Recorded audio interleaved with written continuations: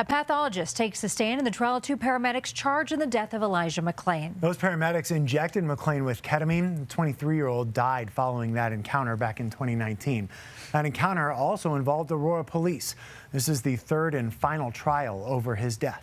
Jeremy Cooper and Peter Kachuniak are charged with manslaughter, criminally negligent homicide, and several counts of assault. Your reporter Kelly Worthman has been covering this trial and joins us tonight in studio. Yeah, Kelly, the forensic pathologist testimony took up most of the morning today. Yeah, and the defense attorneys really did try to poke holes into his testimony, noting that his report of McClain's cause of death did change. So McClain's cause of death was initially undetermined because the pathologist said he didn't have enough information.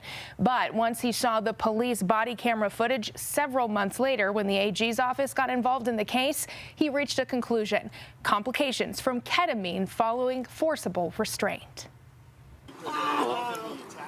To me, seeing that footage of a guy who looks worn out but alive to one that looks like he's about to stop breathing and die, with the only thing being the ketamine injection in between, I felt you couldn't ignore that. For just about 3 hours, Dr. Steven Cena testified about his findings following his autopsy of Elijah McClain. Defense attorneys zeroed in on how much ketamine was in McClain's system, which Dr. Cena told the court was medically considered a therapeutic level. And I didn't call it an outright ketamine overdose because he wasn't at a lethal level, but even this therapeutic level was just too much for this person at that time. And isn't it true that your opinion is that any amount could have triggered this result because it appeared he just couldn't tolerate ketamine?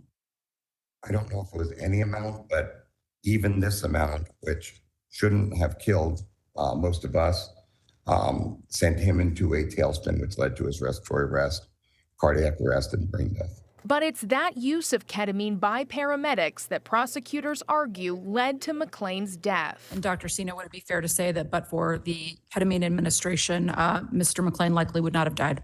Seeing the video of getting the ketamine and 2 minutes later, his condition, I believe the ketamine administration was the most important factor leading to his cardiopulmonary arrest. Also testifying today, the EMT who provided the paramedics on trial with the ketamine. He told the court that he filled the syringe with a dose for a person who's about 220 pounds, which is what police estimated McClain to be. However, when the EMT saw McClain on the gurney and realized his weight was closer to 160, he said, he reported he had concerns about the amount of ketamine that was given. And again, guys, ketamine is the real crux of the issue here in this trial. It is expected to last a few weeks, so we'll keep you posted. We know you'll stay on it for us, Kelly. Thank you. Well, as the city plans a hiring event, of course,